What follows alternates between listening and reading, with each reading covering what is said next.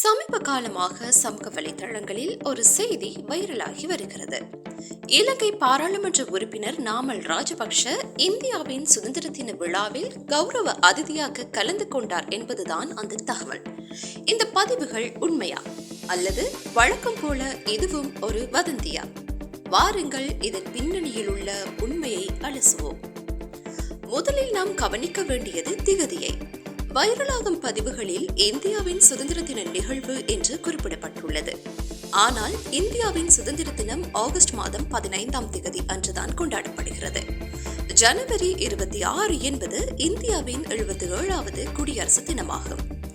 இந்த ஆண்டு டெல்லியில் நடந்த அதிகாரப்பூர்வ குடியரசு தின விழாவில் இந்திய பிரதமர் நரேந்திர மோடி மற்றும் ஜனாதிபதி திரௌபதி முர்மு ஆகியோருடன் ஐரோப்பிய ஆணையத்தின் தலைவர் உர்சுலா வான் டெர் லேயன் மற்றும் ஐரோப்பிய கவுன்சில் தலைவர் ஆண்டனியோ கோஸ்டா ஆகியோர் மட்டுமே தலைமை விருந்தினர்களாக கலந்து கொண்டனர்.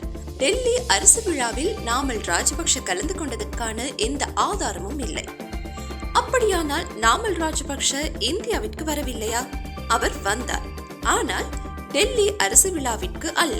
ஒடிசாவில் உள்ள KIIT பல்கலைக்கழகத்தில் நடைபெற்ற குடியரசு தின விழாவில் அவர் முதன்மை விருந்தினராக கலந்து கொண்டார். அந்த தனியார் பல்கலைக்கழகம் ஏற்பாடு செய்திருந்த நிகழ்வில் அவர் தேசிய கொடியேற்றி திறந்த வாகனத்தில் அழைத்து செல்லப்பட்டார்.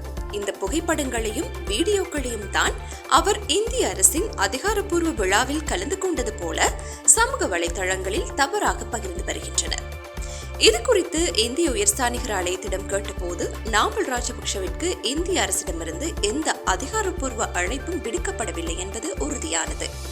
எனவே நாமல் ராஜபக்ஷ இந்தியாவின் கௌரவ அதிதியாக கலந்து கொண்டார் என்பது முற்றிலும் தவறான தகவல்.